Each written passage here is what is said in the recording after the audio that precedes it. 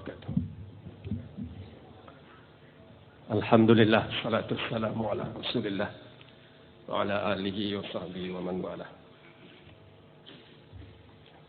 Saudara speaker, timbalan speaker, staf kepimpinan, perwakilan, pemerhati sekalian. Gadis manis bernama Kartini. Kuat tulis. Pandai bernyanyi, pandai berseloka.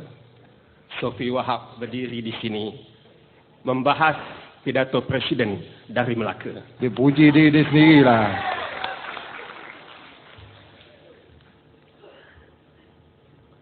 Speaker dan staf kepimpinan, saya merujuk muka surat 5 pidato Presiden yang menyentuh tentang good governance, ataupun boleh kita translatekan sebagai tata kelola ataupun tadbir urus yang baik. Good governance ini sekarang menjadi suatu istilah popular di dalam sistem pentadbiran, sama ada di peringkat apa juga organisasi sehinggalah kepada pentadbiran negara.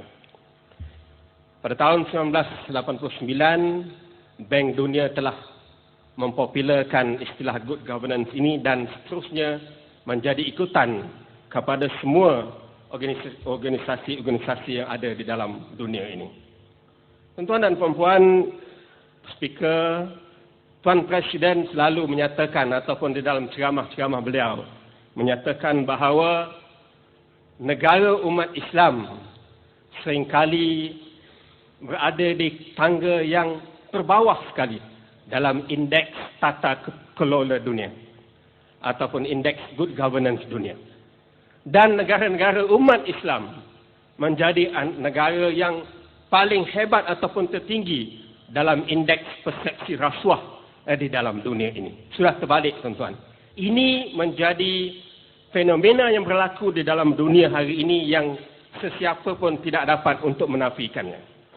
Tuan Speaker, tata kelola ataupun good governance yang lemah ini akhirnya menjadikan sesebuah negara itu terlibat ataupun korupsinya begitu tinggi. Kerajaan menjadi tidak stabil, berlakunya petronisme, akhirnya melahirkan diktator-diktator yang sekarang ini berleluasa di dalam dunia.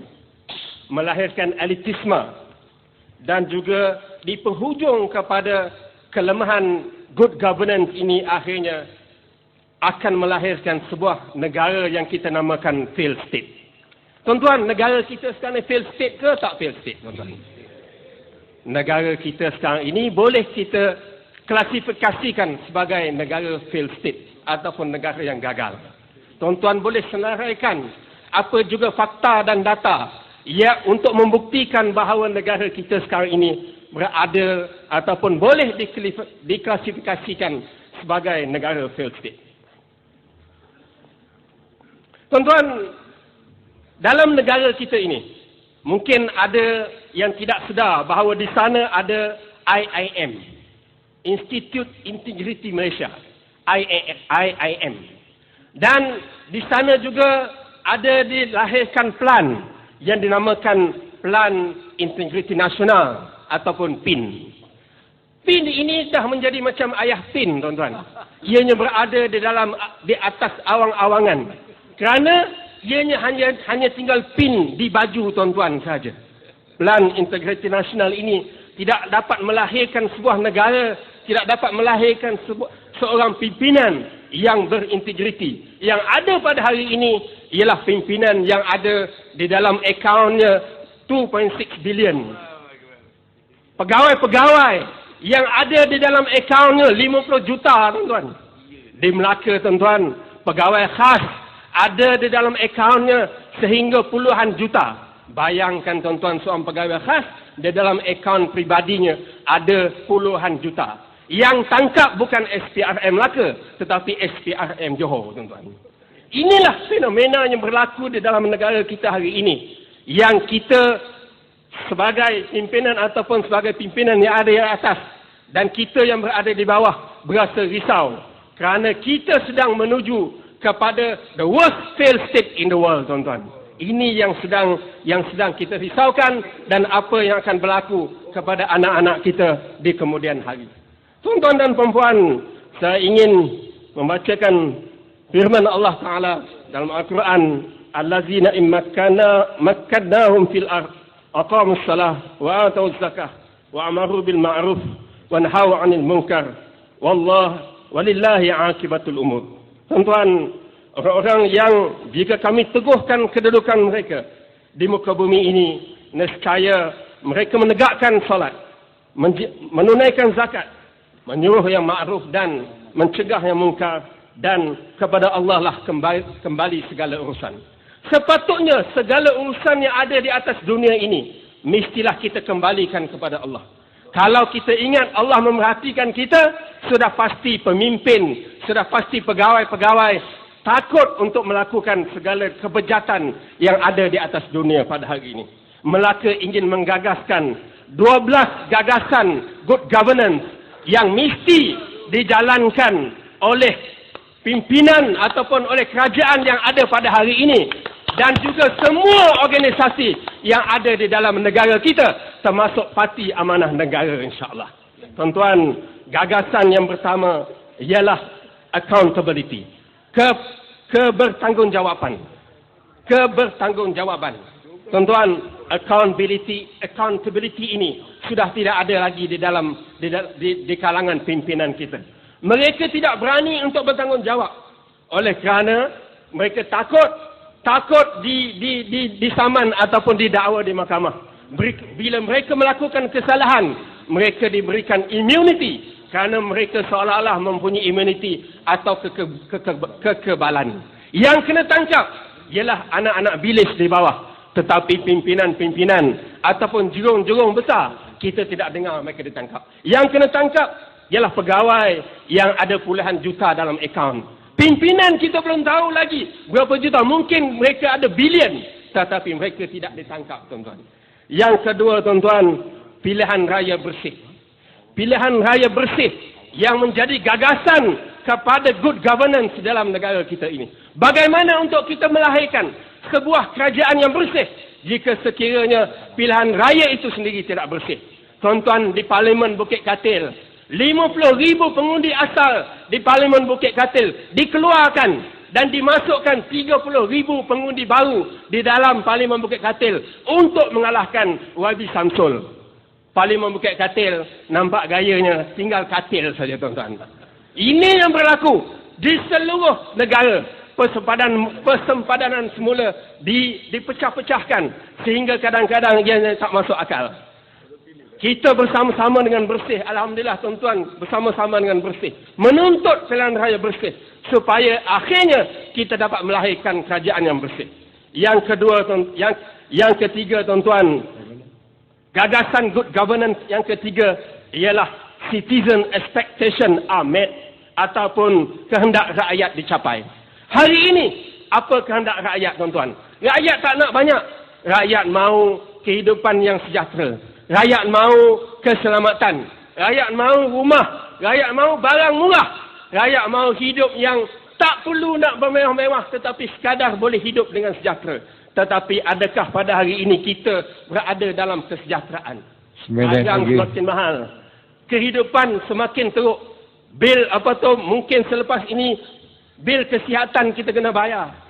Bil siswa ataupun pinjaman mungkin dikurangkan. Ini semua menyebabkan rakyat semakin berada dalam keluh kesah. Maka amanah kena bersedia untuk membantu rakyat dan menghilangkan keluh kesah rakyat. Yang keempat, tuan-tuan, ketelusan. Ketelusan ini sudah tidak ada lagi di dalam negara kita. Transparansi ini hanya adalah omongan kosong. Tuan-tuan, adakah pimpinan negara pada hari ini berani untuk mengisytiharkan harta dia? Sebagaimana YB Datuk Dr. Mujahid mengisytiharkan harta dia. Hari ini, Konvensyen Amanah Nasional mendesak supaya pimpinan negara kita mengisytiharkan harta. Dan sebelum itu, kita nak desak pimpinan yang atas ini mengisytiharkan harta mereka sebagai contoh kepada pimpinan yang ada. Saya berani isytihar harta saya sebab semua harta saya nama isteri saya. Takut bini lah tu. Tuan-tuan. Jadi saya isytiharkan harta saya ini tak ada sebab semua nama isteri saya. Sayang bini ke takut bini? Lebih kurang lah. Oh. Yang kelima tuan-tuan, yang kelima, undang-undang dan keputusan kehakiman dihormati. Hari ini apabila hakim memutuskan bahawa kita boleh berhimpun, hak ataupun hakam sendiri menyatakan bahawa kita diberikan hak oleh undang-undang untuk berhimpun, dan keputusan mahkamah seringkali berpihak kepada rakyat boleh berhimpun, tetapi IGP, tetapi kerajaan awal-awal lagi memberikan warning kepada kita supaya jangan berhimpun. Kalau berhimpun kami tangkap. Adakah ini bertepatan dengan good governance yang digagaskan oleh kebanyakan saintis ataupun pengkaji-pengkaji good governance di seluruh dunia? Yang keenam tuan-tuan, yang keenam, ethical conduct. Etika conduct, kita mestilah beretika dalam apa juga kerja-kerja yang dibuat, terutamanya pimpinan, terutamanya pimpinan negara, terutamanya pegawai-pegawai kerajaan, mestilah beretika, mestilah mengikut perintah am ataupun prosedur-prosedur yang telah ditetapkan. Yang ketujuh tuan-tuan, skill dan keupayaan sentiasa ditambah baikkan. Sebagai penjawat awam, sebagai pimpinan, sebagai menteri, sebagai Perdana Menteri, mestilah sentiasa menambah baikkan skill dan kompetensi yang mereka ada. Kerana rakyat sangat memerlukan kompetensi atau skill daripada pegawai-pegawai kerajaan. Supaya bila kita berurusan dapat cepat selesai. KPI memang diletakkan. Contohnya, mungkin satu proses itu boleh siap 1 hari. Tetapi bila kita pergi, mungkin sampai 3-4 hari pun belum siap. Jadi itu antara ataupun gagasan yang keenam, iaitu ethical conduct. Itu skill dan keupayaan sentiasa ditambahkan. 2 minit lagi 10 minit. Pada tuan? 2 minit lagi 10 minit. Patut 7 minit. 2 minit lagi 10 minit. Yang ke-8, terbuka untuk berubah. Tuan-tuan, sebagai seorang pimpinan ataupun sebuah kerajaan, mestilah sentiasa terbuka mendengar kritikan rakyat. Rakyat beri cadangan, rakyat beri nasihat. Hari ini tuan-tuan, kalau tuan-tuan berani beri nasihat, silap-silap tuan-tuan masuk dalam. Speaker nasihat dia tak ikut. Tuan-tuan, oleh kerana speaker dah beri nasihat, saya nak bagi pantun akhir tuan-tuan. Pantun lagi 2 minit dah. Mat lahabau memang tak reti. Sebelum speaker halau, saya berhenti. Tuan-tuan. Terima kasih.